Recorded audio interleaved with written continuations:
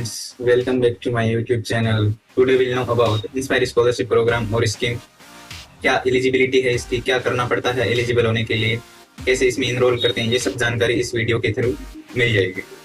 Video को ध्यान से लास्ट तक देखिए, आपके सारे डाउट्स खत्म हो जाएंगे और किसी दिन मौका मिला तो हम ऑनलाइन फॉर्म फिल करके आपके साथ शेयर करेंगे ताकि कोई डाउट रहे ही ना। चलिए शुरू करते हैं। देखो, ये जो इंस्पायर स्कॉलरशिप है वो हमारा दिल्ली में डिपार्टमेंट है, बहुत बड़ा DST, department of science and technology, वो देता है। और साइंस को वाकई अपना करियर बनाना है तो इस स्कॉलरशिप से वंचित नहीं रहना चाहिए। बिना कोई आपको एक्स्ट्रा एग्जाम दिए इसका फायदा मिल जाता है। बस आपको जैसे एजुकेशन चल रही है उसको चलने दो अच्छे से। देखते हैं कौन कौन एलिजिबल है इसके लिए, कौन ले सकता है।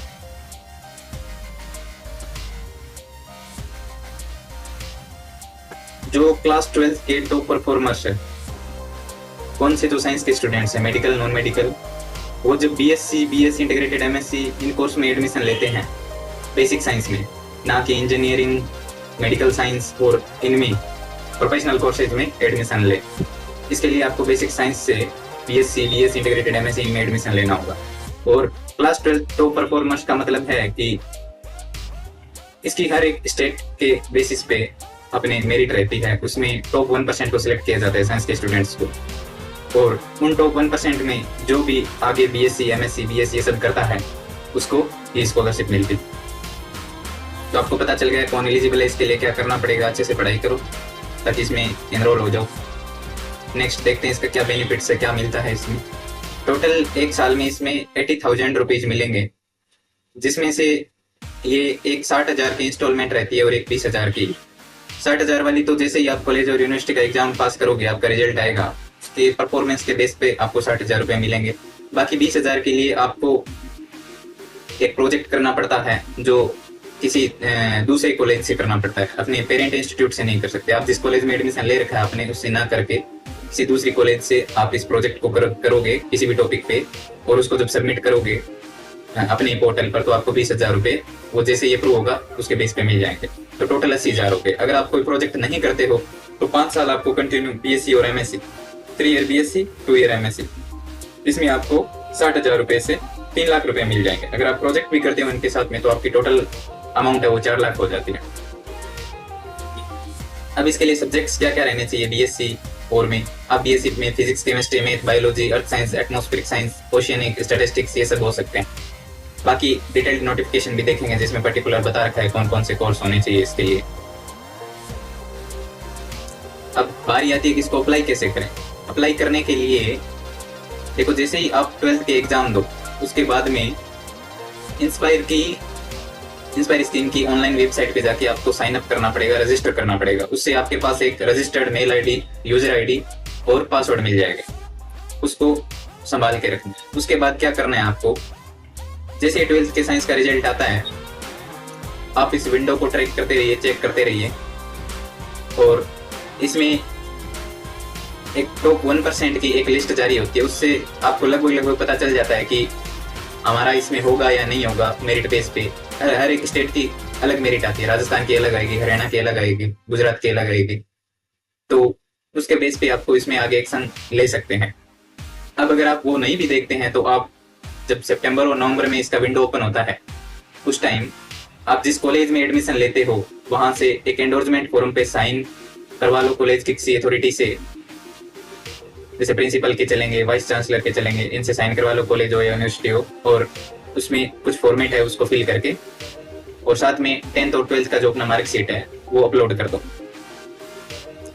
अब जब आप ये अपलोड करके छोड़ देंगे, अप्लाई कर देंगे, उसके बाद आपका फर्स्ट ईयर के एग्जाम हो जाएंगे, रिजल्ट आ जाएगा, तब तक इसमें कुछ नहीं होगा, ये प्रोसेस में रहेगा।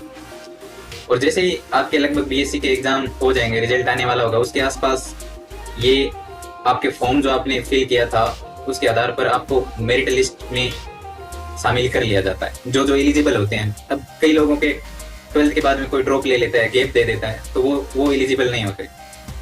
और अगर आपका कुछ डॉक्यूमेंट मिस रहता है तो आपको पेंडिंग में छोड़ दिया जाता है। वो आगे प्रोसेस करते हैं, ऐसी बात नहीं है, गलत हो गया तो कुछ एक्शन नहीं लेंगे, लेकिन उसमें डिले हो जाता है। फिर जैसे ही आप एंडोर्समेंट 10th 12th की मार्कशीट एकदम सही से फिल करके रखोगे तो अगर आप एलिजिबल हो, जैसे कोई गैप नहीं है और आपके परसेंटेज मार्क्स आपके मेरिट लिस्ट के अकॉर्डिंग है, तो आपको उसमें इनरोल कर लिया जाएगा। तो आपके लिए आगे एक अलग सी विंडो ओपन हो जाएगा, जिसमें आपको क्या करना है, अब आपका टॉप 1% में सिलेक्शन हो गया। उसके बाद की बात है, तो अब आपको अपना SBI बैंक में अकाउंट खुलाना है और उस अकाउंट की पासबुक की फ्रंट पेज की PDF को, जिसमें आपका फोटो और साइन होना चाहिए और बैंक मैनेजर के भी साइन और वो स्टैंप होनी चाहिए, अदरवाइज एक्सेप्टेबल नहीं हो।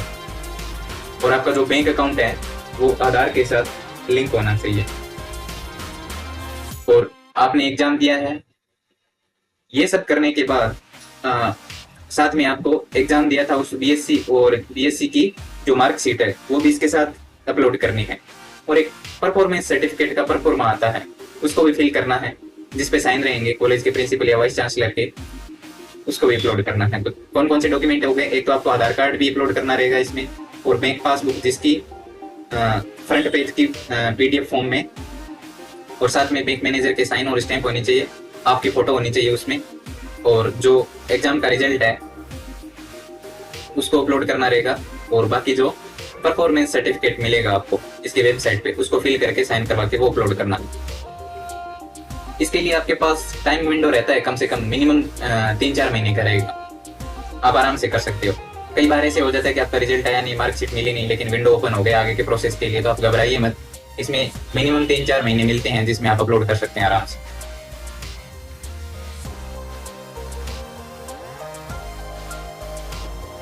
और जैसे ही आपने जो सारे डॉक्यूमेंट अपलोड किए थे टॉप 1% में सिलेक्ट होने के बाद, उसके बाद आपके डॉक्यूमेंट वेरीफाई होंगे। वेरीफाई का आपके पास नोटिफिकेशन मिल जाएगा आपके पोर्टल पे, अगर कुछ मिस्टेक भी हुई तो उसका भी आ जाएगा, तो उसको आपको दोबारा अपलोड करना रहेगा। और बाद में वेरीफाई होने के बाद महीने या 1.5 महीने 2 महीने तक आपके जो भी अमाउंट है 60,000 रुपये वो आपके अकाउंट में आ जाते हैं सैंक्शन होने के बाद। अब बस इतना ही है, बस आपको ध्यान ये रखना है कि आप एलिजिबल होने चाहिए इसके लिए। प्योर बेसिक साइंस से आपको जो भी BSc MSc करनी है, और प्रोफेशनल डिग्रीज के लिए जैसे इंजीनियरिंग है, मेडिकल है, ये सब इसमें कवर नहीं, इनको ये स्कॉलरशिप नहीं मिलती। और आपको जैसे इनरोल हो जाते हो तो आपको अपनी इंस्पायर पोर्टल को ट्रैक करते रहना चाहिए महीने में 2-3 बार, ताकि कुछ नोटिफिकेशन आया तो आपको पता लग जाए। अगर आपने सारे प्रोसेस ढंग से किए हैं तो आपको फर्स्ट ईयर के बाद 60,000 नहीं, सॉरी मैंने 60,000 बोला, आपको 1,20,000 रुपये मिलेंगे। 2 इंस्टॉलमेंट साथ में मिलेगी, एक 12th की और एक फर्स्ट ईयर की, आपकी परफॉर्मेंस के बेस पे। और जो बाकी के 20,000 रुपये उसके लिए आपको प्रोजेक्ट करना पड़ता है किसी रिकॉग्नाइज्ड यूनिवर्सिटी या कॉलेज से, और किसी सुपरवाइजर के अंडर। बस वो कॉलेज वो नहीं होना चाहिए जिसमें आप पढ़ रहे हो, पेरेंट इंस्टीट्यूट नहीं होना चाहिए। अगर कोई डाउट रहा है इसके बाद भी तो वीडियो में कमेंट कीजिए, हम आपका रिप्लाई देंगे विथिन 1 वीक। और कुछ अलग डाउट है तो उस पर वीडियो भी बना सकते हैं, तो कमेंट जरूर कीजिए जहाँ भी डाउट है उसके regarding. And thanks for patience.